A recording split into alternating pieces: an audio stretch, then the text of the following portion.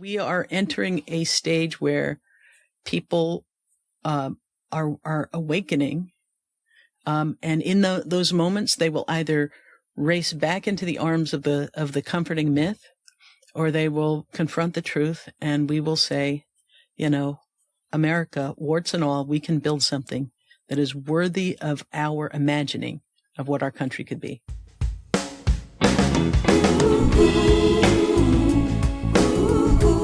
Welcome to the Practivist Pod, the practice of activism made practical. Today, we talk about Trump's attacks on our elections and how we can fight back, the new Epstein files drop, the Senate's DHS negotiation ramp up, and why Black History Month matters now more than ever. Then I have a powerful conversation with civil rights leader, host of Wide Awake America, and now president of Color of Change, Nadine Smith. I'm Jess Craven. I'm Steve Pearson.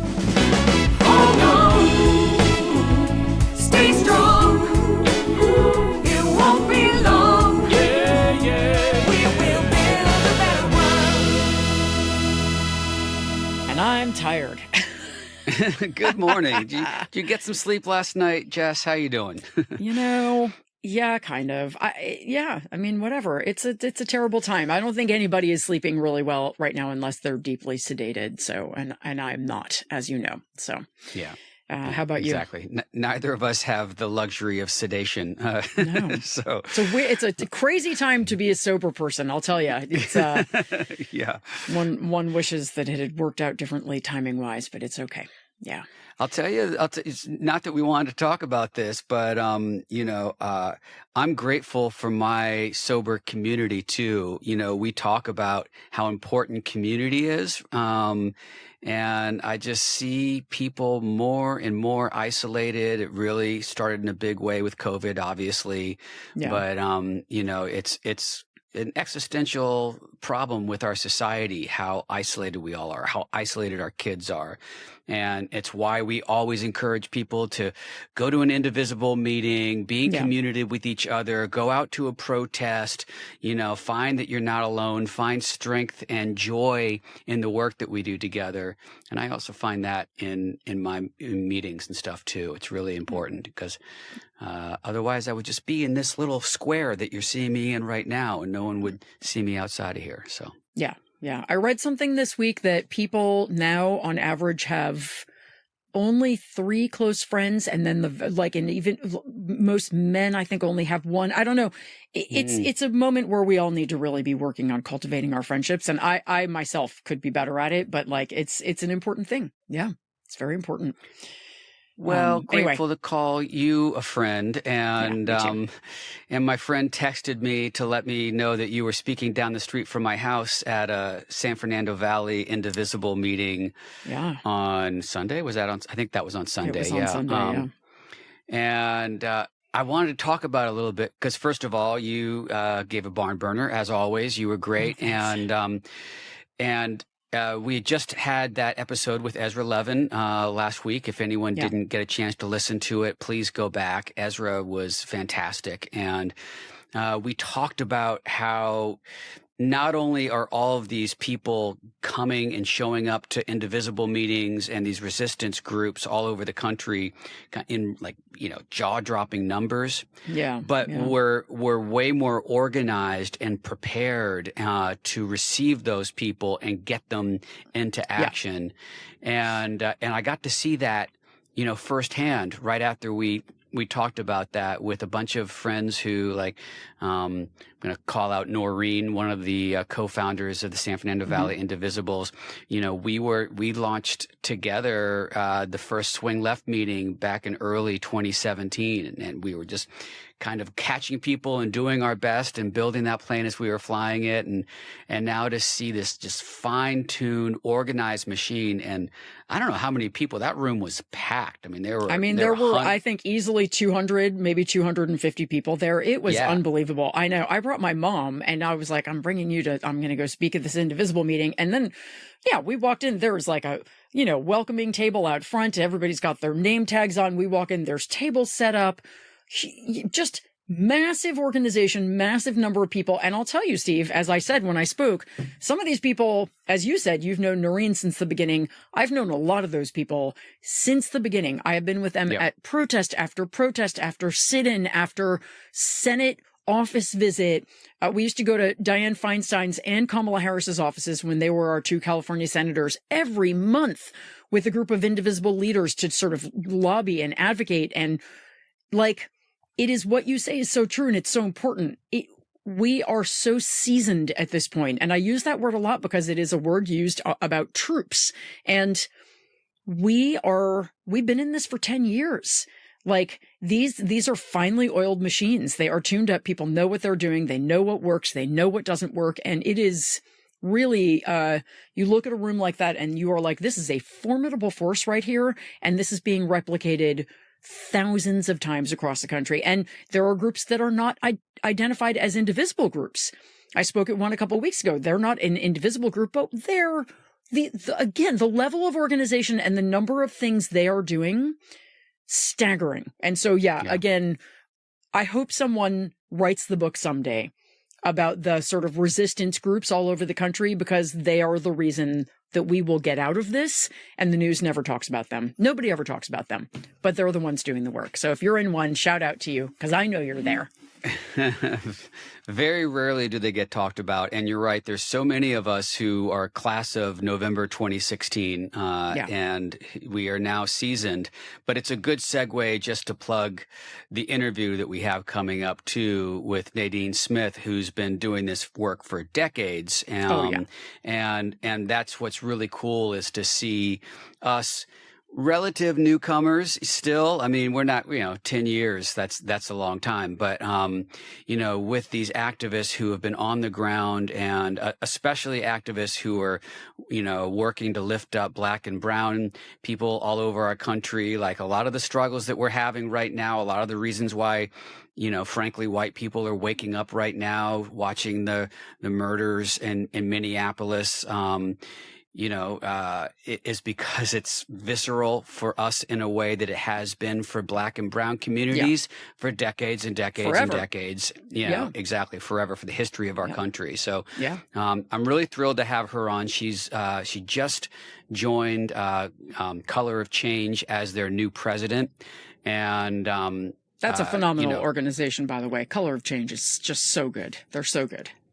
They're so good, and I'm excited for folks to hear, what she's looking at in the future and how we can help out. But also, it's Black History Month, and it's always important to highlight Black History Month, but especially right now when Trump is dismantling DEI and trying to literally erase history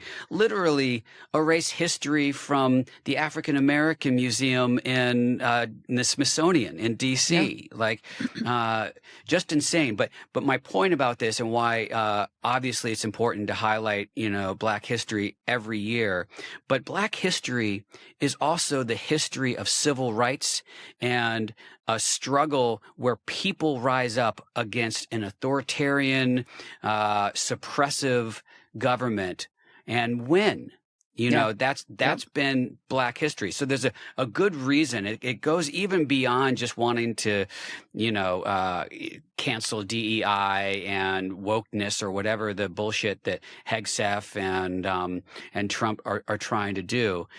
It's because the stories that are told through Black history are a story of resilience, perseverance, and people overcoming really terrible, scary obstacles to win. And these are the stories that we need to embrace and tell right now with the moment that we're in collectively as a country. Yeah, 100%. White people, need to step aside and highlight this incredible history, as you said, and learn from it. And yes, one of the ways we resist is by saying to the Trump administration, you can try to ban whatever you want. We are going to uplift it. And there are more of us than there are of you. So fuck you. Sorry. But there are more of us than there are of them. That's important to keep saying and internalizing all the time. Which is a good segue to, this narrative that you and I keep having to swat back because Trump keeps trying to do it. But another great, incredible victory in Texas, in a red district in Texas. Like, we are just overperforming everywhere. So now Trump is saying that he wants to nationalize our elections, or maybe just in about 15 states, the blue states, right? Yeah, right. But do you want to talk about what this really is? Let me just say, we will have a midterms, and we will win the midterms. And all of this is for Trump to try to delegitimize and suppress the vote. Right now, he's trying to suppress our activism. And what I hear all the time, and I know you hear all the time, is questions like, well, what happens if we don't have an election, or if he just cancels the elections, or there's martial law and blah, blah, blah, and all this stuff, and that's the question that he wants people to ask. That's what he wants people to have in their heads, because when you're worried about that and thinking about that, you're not out there acting and working to help us win. That's right. Yeah. Yeah. I mean, we've talked about this a bunch of times, and I just keep telling people, please stop saying we're not going to have elections. Stop saying that. That is not helpful. As you said, we are going to have elections, if for no other reason that, first of all, the federal government does not control elections. The states do. States put on their own elections. Every state is in control. So he can't just cancel them. That is not possible. He can try to pass a law. Democrats will filibuster it. As Amanda Nelson has said so brilliantly, every House Representatives term ends on January 1st. So if we have no elections, we have no House of Representatives. And we also lose, 33, 36 senators whose terms also expire. So are we just going to go on without those lawmakers? Is Trump just going to say, well, they just continue their terms, even though their terms have formally expired? No, he can't do that by executive order. So I think it's really easy to get hysterical about this, and there's so much bad stuff happening. Of course, Trump wants to undermine the elections. I feel that a large part of how he is doing that, however, is by saying things he knows will freak people out. And as you said, suppress turnout, suppress volunteerism, suppress donations. And we need to charge ahead as if there are going to be elections, because there are going to be elections. Trump cannot stop elections. We have never in the history of this country not had elections, ever. And he could declare martial law over the entire country, although you can't actually do that. We can still have elections. Martial law does not cancel elections. So we all need to sort of get a grip on this. I know it is upsetting and scary, and hearing this guy talk about nationalizing elections is very upsetting, but he's trolling us. He's talking about what he wants. That doesn't mean we're going to give it to him. And again, I will just quote my friend Robert Hubble, who always says we are not potted plants. We have to stop acting like we are passive victims in all of this and take some agency. Yeah, you want to try to stop the elections? Fuck you. We'll fight back. We'll shut this country down. Like, I really want people to channel their inner defiance and stop letting this man, this is like an abusive relationship and we're folding to the abuser. Stop. Fight back. Fuck if I'm going to let this guy, just say, I want to stop democracy, and then we all just give up. No, it doesn't work that way. So that's my rant for today. But we really need to stop obeying in advance. Absolutely. Look, all of the indicators, we talk about it every single week. All of the early elections we've had have been about, 18, 19 point over performance. For the congressional special elections, it's been 16 point over performances. That creates what really everyone is talking about is the prime conditions for us to have a really successful midterm elections. But there's a couple of big, giant caveats about that. Number one is that can't make us feel comfy or complacent. Everything that the Trump administration is doing, and, sending the FBI to collect ballots in Georgia, trying to demand voter rolls, like, they're working very hard to try to suppress and delegitimize our vote.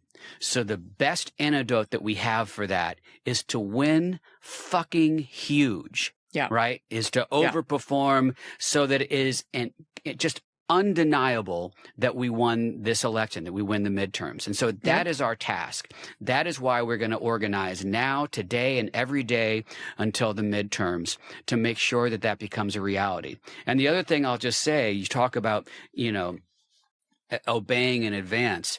If people are worried, like, what if there's not an election? Well, what's the alternative? Okay. Let's say that there's a possibility that there's not an election. As you articulated, there's not. There's going to be. But let's just say, what are you going to do in this moment? Are you just going to sit on your hands then? Are you going to decide to give up right now? I mean, that is not an option. We have to fight every day. We have to get active every day. And we will get through this. Yep. We will get through this, everybody. I just want to say, I have tremendous hope for our future. I have a lot of sadness and despair for what we are walking through right now. It is going to be a tough year. More people are going to die at the hands of ICE. There's going to be more, horrible legislation. What the Republicans have done to our health care. So many people are going to die because they don't have coverage, because they can't afford, to buy food for their families, all of that. It's going to be a tough year, but we need to know that we've been through tough. Take a note from the civil rights movement and the struggles that people who have gone before us continue to have and put one foot in front of the other and know that there is light at the end of this, that we will win and we will put this chapter of history behind us. Yep. 100%. 100%. Everything he just said. Ditto. I got a big ditto from Jess Craven. And it's particularly galling. I will just say, hearing all of this from a guy who was just listed 32,000 times in the latest Epstein files drop, with accusations that are so disgusting, I think most of us can't even say them out loud. Why are we're going to give our country to this guy? We're going to let this guy piss on our democracy? I'm sorry. No. This week with the Epstein files, for me, every morning I wake up and I'm like, why is he still our president? Why is he still our president? That is my question. This man look at what is in these files, and yet somehow still we sit here. He's not taking away our elections. That's for sure. Trump is mentioned more times in the Epstein files than Jesus is mentioned in the Bible. Is that true? Oh my God. Yes, it is. God. That is wild. That's a wild fact. Take that, you Christian nationalists who are still rallying behind and supporting him. Rallying behind a pedophile. I mean, it is really something to behold. It is just wild. I mean, I heard someone say this week, it's like is it the QAnon people who talked about the whole ring of pedophiles? It was all completely true. They just got the wrong ring. I'm not going to say that no Democrats are involved, because we've got Clinton named a lot of times, but even so, they definitely were sort of focusing on the wrong people in this situation. And it is, there is a ring of pedophiles. There is a fucking ring of them, and they are still being protected while victims have been doxxed. I mean, they basically unredacted everything having to do with the victims and put it out. It's just been. That's right.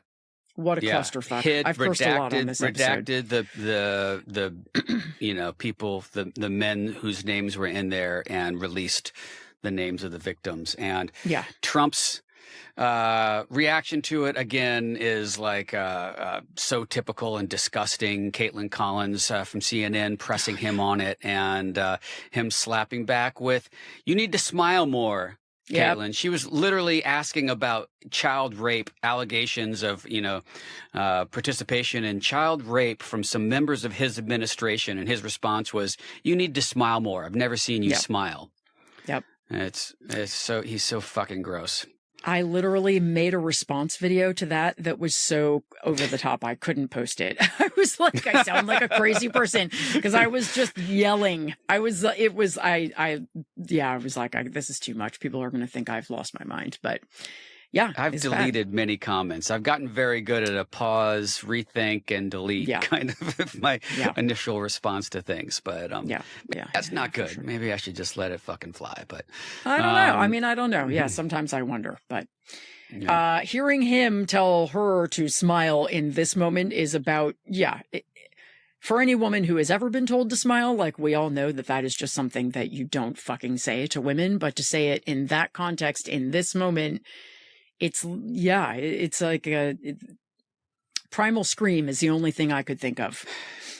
Again, I thought I lost the capacity to be, shocked at the audacity and stupidity of things he says, but there he is. But let's get into action, though, folks, because we do have some stuff to do this week. First of all, if you haven't marked your calendar yet, March 28th is the next No Kings 3, No Kings the Third,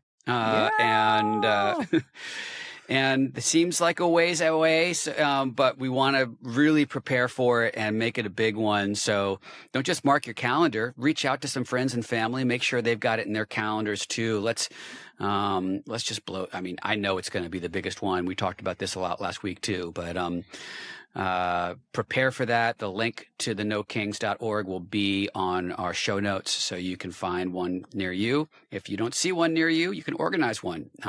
Please again, do. let's get in community with everybody.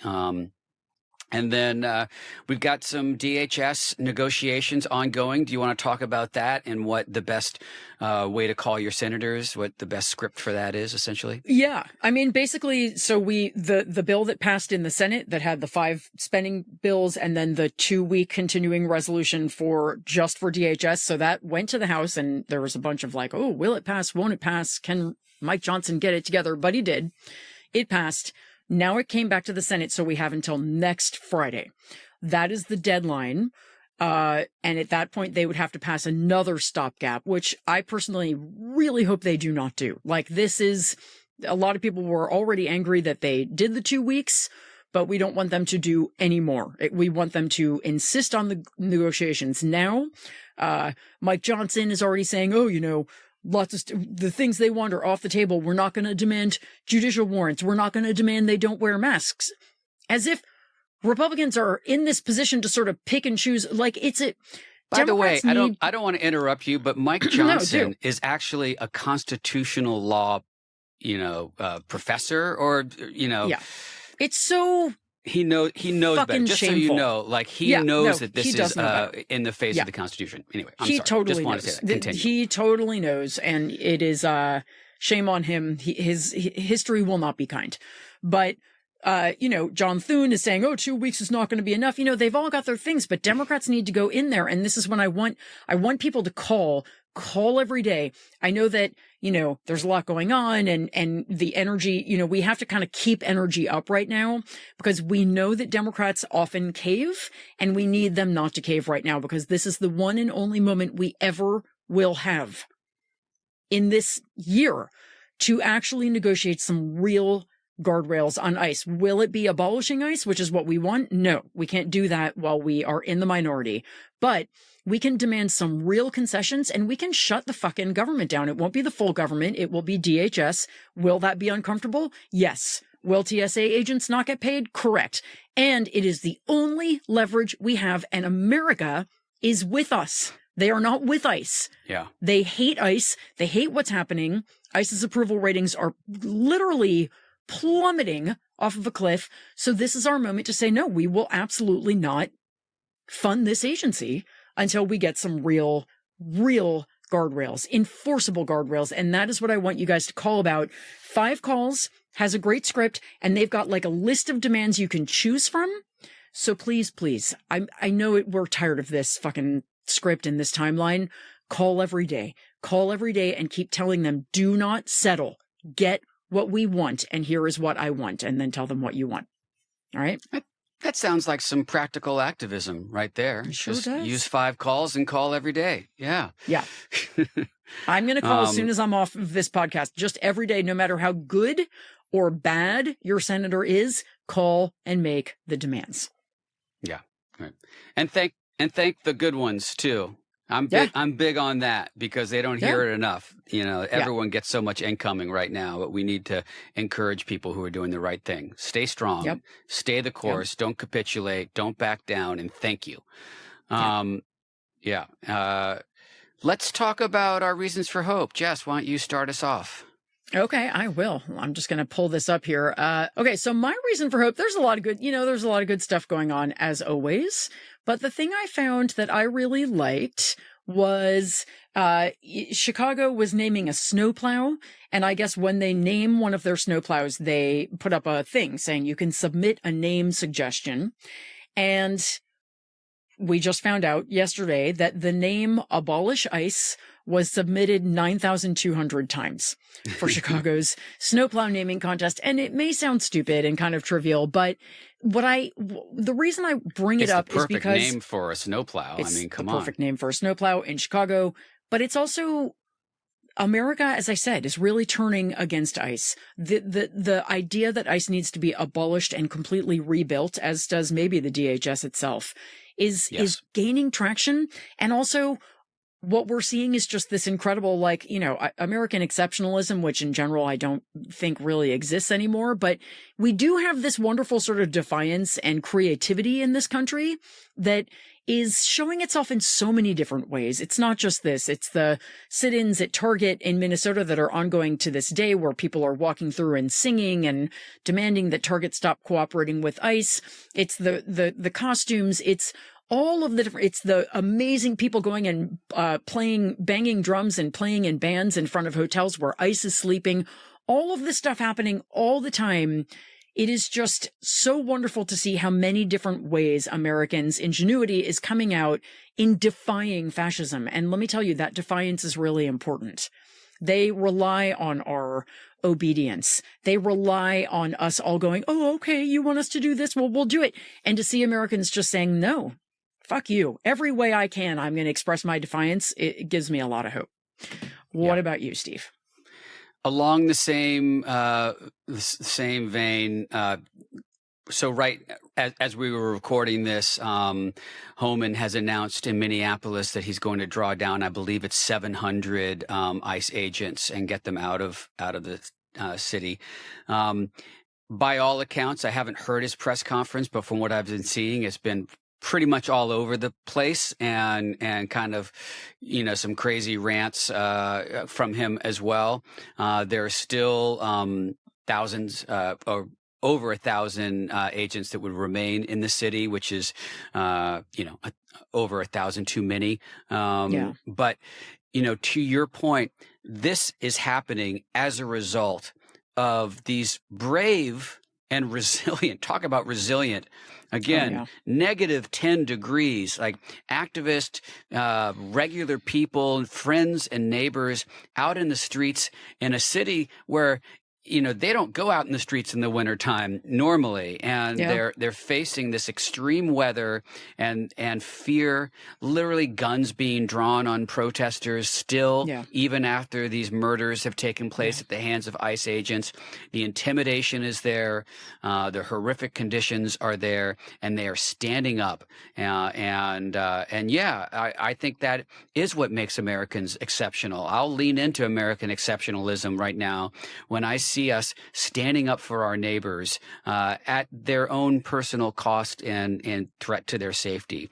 And as a result of that, we're seeing this administration back off. It's not enough, right? But it's, imagine where we would be if we weren't out there fighting back. Absolutely. And the impunity in which they would be operating with this paramilitary Gestapo. So it gives me a tremendous amount of hope and a tremendous amount of gratitude for everyone that is stepping up and making their voices heard. So thank all of you.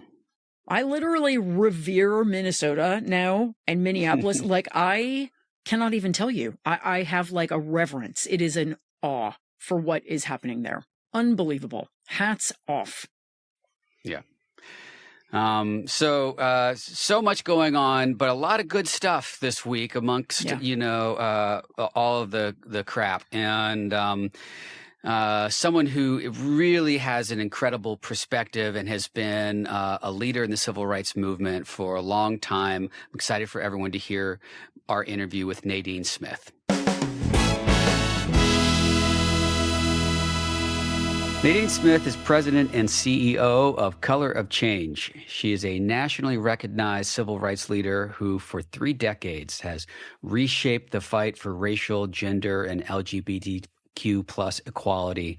A journalist turned organizer. Among the many accolades she has received, she's been named to Time's 100 most influential people in the world. Nadine is also the host of Wide Awake America, the radio show and podcast and Substack newsletter. Nadine, thank you so much for joining us, and congrats on your new role at Color of Change. Well, thank you. It's been quite a whirlwind, and I'm really thrilled to be there. I think that this is such an important time for us as a country, and the voice of Color of Change has always met the moment over the last 20 years. We're celebrating 20 years, but from Katrina to Black Lives Matter to this moment, Color of Change is the right place and the right time, and I'm looking forward to what we build next. Yeah, and I want to hear all about that, but I want to start by, first of all, saying Happy Black History Month at a time when the Trump regime is actively trying to erase specifically Black history. Yes. It's always important to celebrate and highlight Black history in the month of February, but I think never more than right now. And your leadership is really rooted in your own family's story. So I'd love to hear a little bit about your family and how you grew up and what brought you into this work and how it's informed your approach to this work. Yeah, it's really interesting because it is a time where they are literally dismantling, historic remembrances in Philadelphia. And my family, my grandfather was born in Mound Bayou, which is, the first, community settled by freed, formerly enslaved people. And it has a really storied history. And what's really fascinating to me is lots of times in Black families, that history isn't always shared because it comes with so much pain. And parents want you thinking about the future, not about painful stories of the past. And so for years, I did not know many of the things that my grandparents, for example, were a part of. They were part of the first integrated farming cooperative in the Mississippi Delta. My father was, born in a shack with a dirt floor with the ever pervasive menace of the Klan surrounding them. And in fact, the pictures of that farming cooperative sort of came to the family because my uncle was doing just some research on Hill House, and he looked at a picture, and the picture looked just like my little brother, which is how he knew it was my father. And sitting next to him was my aunt. And so the stories, and it had been taken by Dorothea Lange, who was, a famous photographer. A lot of people know her Dust Bowl images. But it was a reminder of how much our history has been stolen even before you get to the Trump years, right? Even before you get to this period of time of active erasure. It has always been suppressed. And, this is just another iteration of, Daughters of the Confederacy, coming in and demanding that the story that I grew up in the South learning about slavery and Jim Crow and cotton and the economy, it was spoken of glancingly, not in anything that provided context. And so for my family, when the racism in the Mississippi Delta, like this is just, if you've seen the movie Sinners, you know the backdrop that I'm talking about. So when my family left Mississippi, they were part of the Great Migration, went to the North. And my grandmother became one of the first Black nurses in New York. What ended up happening is there were tuberculosis units, and white nurses did not want to be there on Staten Island at the Seaview Sanatorium, particularly because in the sanatorium, what you had were mostly Black and brown immigrants, and the white nurses they could flee to other jobs. They could go to New York City, right? Not Staten Island. And so they brought in a lot of young women from Mississippi.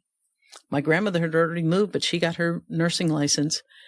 And again, they became known as the Black Angels for several reasons. One, they thought they were going to New York. They thought they were going to Manhattan. They were going to Staten Island. It's a very different feel.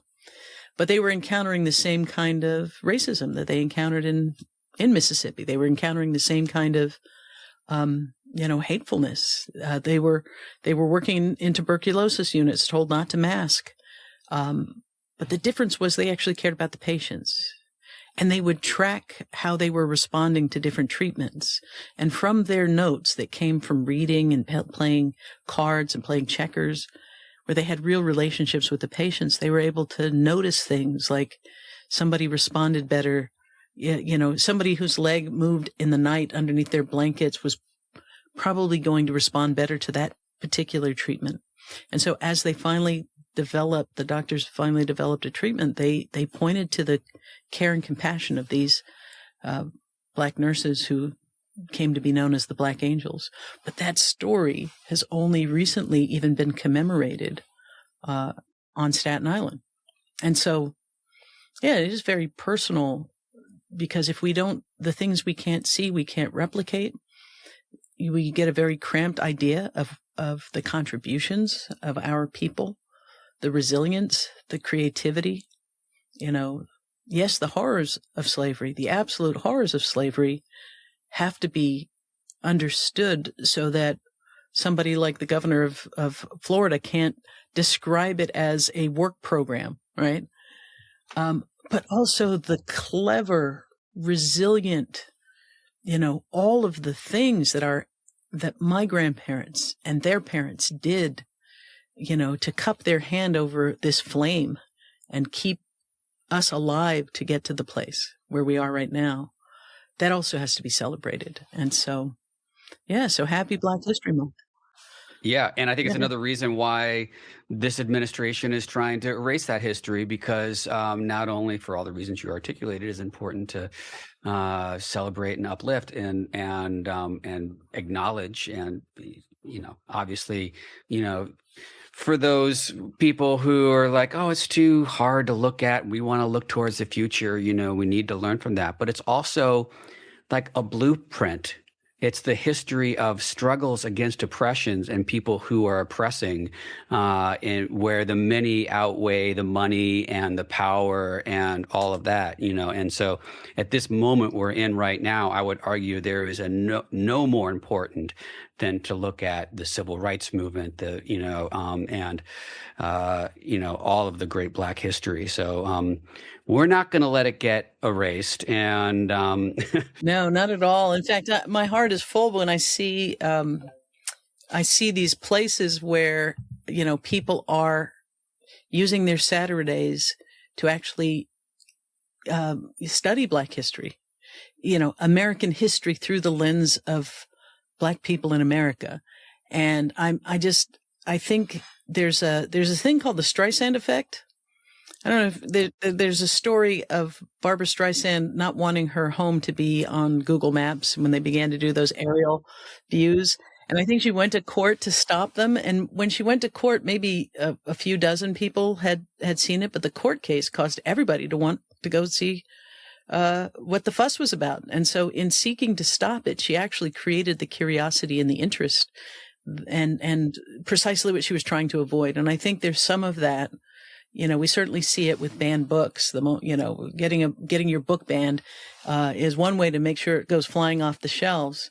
But I was speaking to a historian and a futurist named Ada Palmer, and she said, what we have to understand about book bans is it's not even about that book. It's about the next publishing house. It's about the next author. It's about causing somebody further down that chain to think, maybe I should veer away from that topic, or maybe we should pick that book, not that book. And so I think it's an important thing for us to talk about this erasure as censorship, and censorship as a tool not only to tell us don't look at this, but to tell us don't even imagine or create anything like it. Yeah. Speaking of great books, I know I was so honored to have one of your board members, Heather McGee, on our show a few years ago now, and her seminal work, The Sum of Us, is a must-read for everyone. And as you mentioned, Color of Change is now in its 20th year, now with you taking the helm. So I want to circle back, and for those who might not be familiar with Color of Change, can you talk about how you've evolved? What are your plans for the future? And of course, importantly, how can we all support your work? Oh, wonderful. Well, Color of Change was born in the aftermath of Katrina, where the federal government's absolutely abysmal failure to act in protecting the lives of Black people.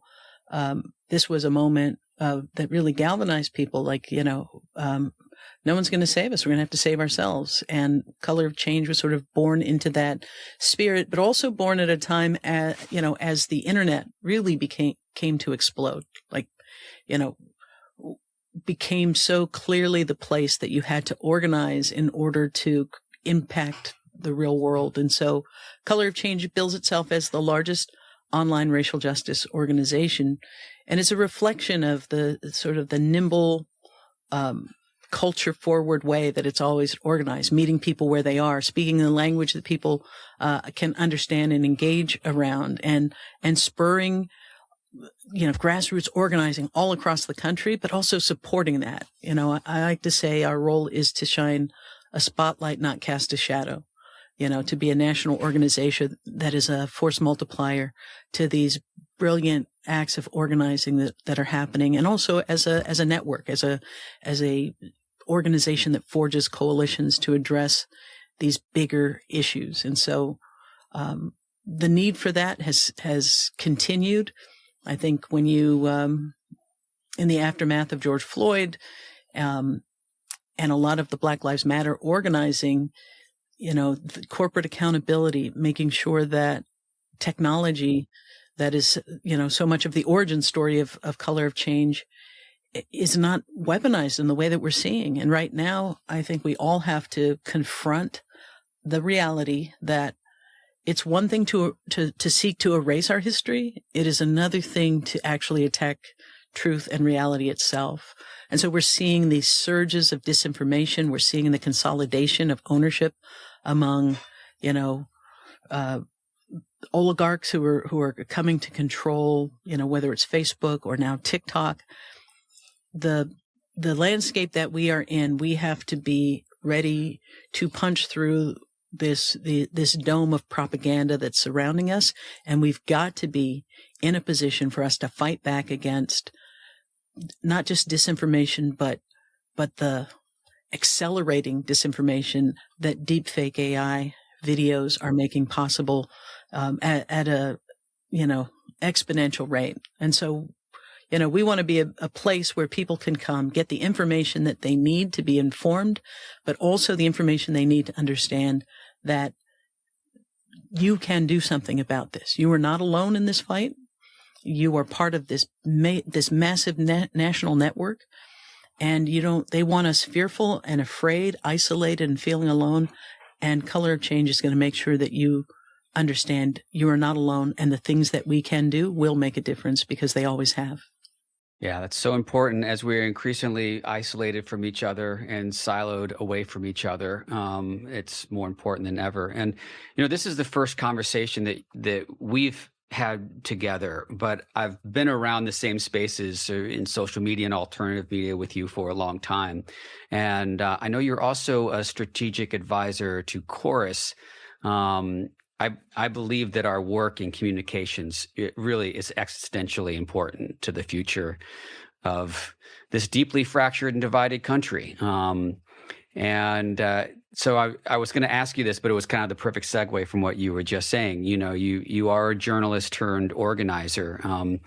Where do you think we really need to be investing resources right now to compete against frankly, the right-wing voices that just own this battlefield on alternative media, and as you said, to fight back against. I think about, and forgive me for blanking on her name, but the woman who was arrested, lawyer who had her face changed by right. at the White House, stuff like that. Yeah, that kind of propaganda. We're being pummeled with that kind of propaganda, and right now, I think that we have to forge more alliances among creators and content creators who are standing up for racial justice, who are challenging anti-Blackness, who are pushing back against the propaganda that is surrounding us. I think, there's this thing, digital blackface. It used to be that on Twitter you would discover that somebody was posing as, a Black man or a Black woman because they'd forget to change their avatar, and I think you saw a lot of Black men for Trump, and and you're like, nope, that's a representative from North Florida. But now AI is allowing that level of not just a random tweet or two, but an entire, an entire presence that reads as legitimate. And so I think we have to confront what this disinformation backed by rapidly expanding deepfake AI is prepared to inflict on us. And the bad news is it's going to be bad. We're already seeing this level of encroachment. We're already seeing them testing the boundaries of, and flooding both the left and the right and the middle with imagery to normalize our consumption of this kind of content. And it's getting more and more sophisticated. That's the bad news. The good news is there are strategies that work. It's not just about debunking. It's about having a level of media literacy, where you bring a skepticism until things are proven. You don't just repeat things, right? And you run it against, you have outposts that you can turn to. Color change is one of them, but there'll be others that people can trust. Like, hey, no, a police officer in New York did not arrest 3 ICE agents after giving a beautiful speech about the role of immigrants in America. As much as you want that to be true, it didn't happen. And you want that to be true. Right. And, and a lot of people just reposted it. But it's about normalizing an emotional trigger that causes us to act without thinking, because they want to flood the zone. They want it not just to persuade us to believe things that aren't true, but to make everything suspect and therefore anything plausible. And so there are models that we can look at in other countries that are fighting back, that are effective. But I also think we have to do one of the things that the right has done well is they lift up those voices. They create a pipeline, and Chorus is one answer to that. But I think, you and I move in circles where we purposely go, hey, look, I'm going to lift you up. I want you to have more followers. I want more people reading what you have to say, because what you have to say is important. It's a really selfless space like that. But I think this is the world in which people are getting their information. This is the realm in which they are organizing. And we have to be in that space, not as an afterthought, but we have to occupy this online realm as the territory it is, and then do the work of transferring the energy that we create online into action on the ground. And I think there's plenty of inspiration. I had a long conversation recently with somebody in Minneapolis. It was in the window between Renee Good being killed and Alex Preddy being killed. And it's a sociologist named Nicole Badera. But as we were talking about this amazing energy, this amazing organizing, just the grassroots nature of it, one of the things she said was, yes, on the one hand, there are a lot of people who've never organized, but there's a lot of us who sort of continued building after George Floyd. Like everything we built back then has continued and is informing this amazing response in Minneapolis. And I think that is part of Black history as well. And Black history has always been fundamentally American history. And so, I wish everybody Happy Black History, because in understanding Black history, you will see the seeds of what it takes for us to move past where we are right now, not to restore what has been, dismantled, but to actually build anew what should have always been. And Color of Change will be right there on the front row, working side by side, arm in arm with others who share that vision. I love that. And actually, Jess and I, right before this interview, were just talking about kind of that too. Obviously, the incredible people showing up in Minneapolis and showing up, in resistance and getting involved for the first time. And the fact, like, I consider myself class of November 2016, as Jess does too, and now there's a whole slew of us who have been doing this work for 10 years. But really important as you've been doing this work for decades, and those who came before you, and that we, again, uplift this history and know that the blueprint is there. And, I'm continually inspired by, what people face and how they put one foot in front of the other and move forward. And I'm hopeful, and I believe I've heard you say this before too, that like out of the ashes here, we have a real reckoning, and it's going to be a painful year. We're going to win the midterms, and we're going to, in the future, be able to turn the page on this. It's going to be a lot of pain before we get there. It's going to be a very dark year, but out of the wreckage of what's come, we have a real opportunity and responsibility to rebuild. Not the status quo, not the way that it's been before that leaves so many folks behind, but really build towards the promise of what America should be, that is available for everyone. And I think I heard you say, I don't want to put words in your mouth, but I think I heard you talk about that a little bit. Maybe I'll segue that into my last question. Sure. No, I'm not gonna tee it up for you. I'll let you respond to that first. Well, here's what I think. I think America has to confront its actual history.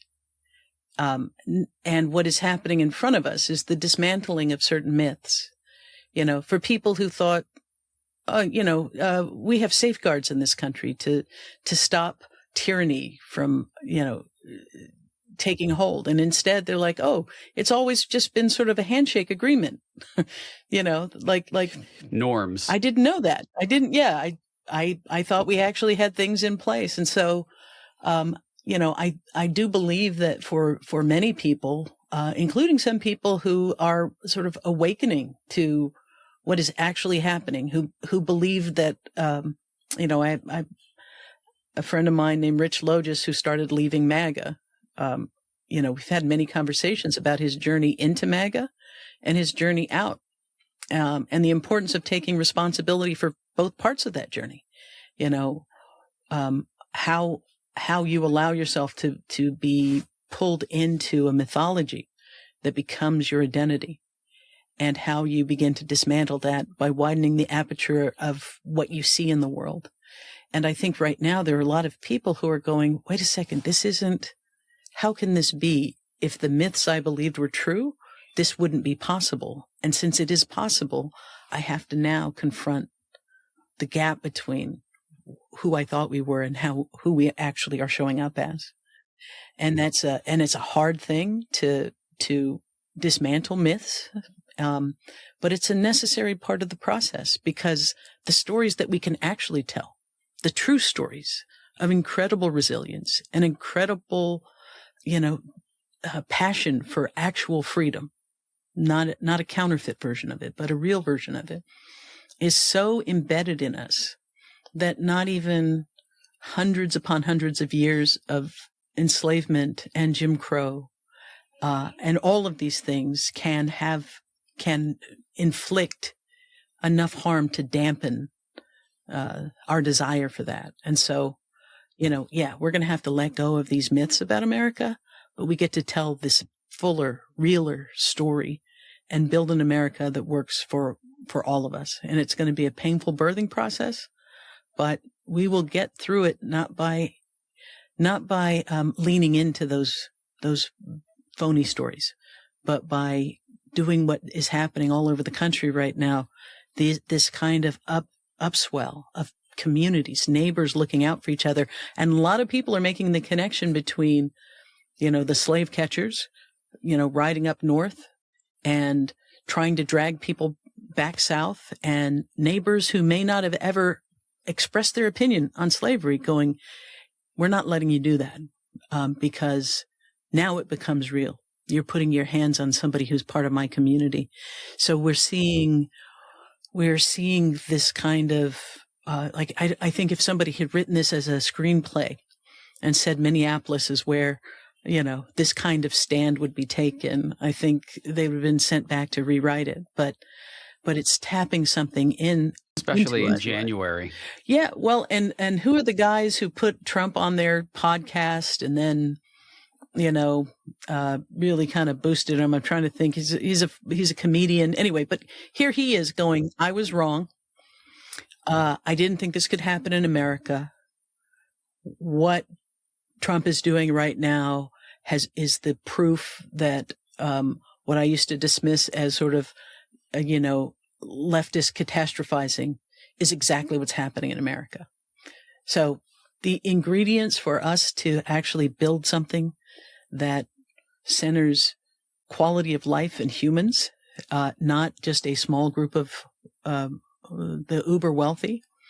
I mean, my goodness, we've got Marjorie Taylor Greene out there, calling MAGA a lie that is there to feed the oligarchs. It's like, wow. Okay. Anything is possible. I'll take it for however that's intended, or whatever her end game is there. I'll take it. So, but this is what I mean. It's sort of like, we are entering a stage where people, are awakening. And in those moments, they will either race back into the arms of the comforting myth, or they will confront the truth, and we will say, America, warts and all, we can build something that is worthy of our imagining of what our country could be. That's what I was trying to say, but way, way, way better. And I should have had you answer the question, because you kind of just did. But the last question we ask all of our guests on this show is, what is giving you hope right now? What is giving me hope right now is people like Tina Certain. She's a school board member in Alachua County.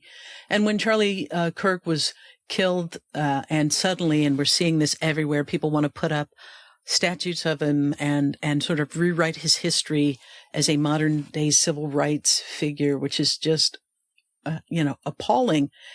And she, as a school board member, said how he died was horrific, and we should not be glorifying his words that are, racist and cruel and attacked people, and you don't get to rewrite history. Well, the governor came after her, the attorney general came after her, the Board of Education came after her, but what they couldn't do was take her job or demand her appearance. But on her own, she got a T-shirt that said slavery did not benefit Black people.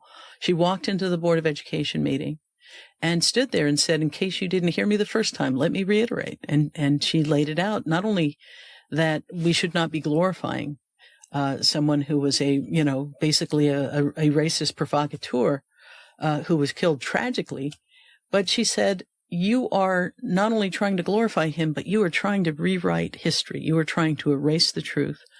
And so for her to walk in there essentially alone and confront this bogus Board of Education, to me, is the kind of strength and character that inspires me. And it inspires me as deeply to see that in, the northern part of Florida, as it does to see images of people in the middle of the night running out into the street with their robes and their key fobs, sounding the alarm in, negative 15 wind chill in Minneapolis, because they are committed to protecting their neighbors. So yes, from all across the country, I am seeing this groundswell of people who have just decided we are not going to let you make us afraid, and we are going to confront you, and we're going to exercise our constitutional rights, even as you shred the Constitution daily. We're going to look out for each other. That's what gives me hope. Me too. Nadine Smith, thank you so much. What a pleasure to speak with you. I really appreciate you joining us. Absolutely. And, join Color of Change. We just launched a membership drive, and you get a whistle and you get to know your rights, because we're living in a time when it's not even about whether you're heading to a protest. It's about whether you're prepared when they pull over somebody in the car in front of you, or when your DoorDash arrives and the driver runs into your home to seek shelter from ICE. What are you going to do? It's a question that's been called, and all of us are going to have to answer that question one way or the other. So we hope to put information into people's hands, tools into people's hands, so they can start to think about who they want to be when the story is written.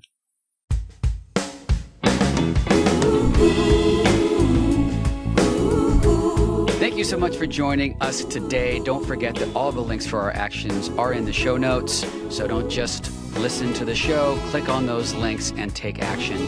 Please do subscribe, rate, and review on Apple, YouTube, wherever you're finding us, and share our show with your friends and family. Let's get them involved and make sure they're taking action too. If you are able to support our show on Substack, we would be very grateful for that, and you'll get the ad-free version of our show there. We'll be back next week with a guest host as Jess is traveling, but we will have more Practivist pods. So until then, don't forget, hope is in action.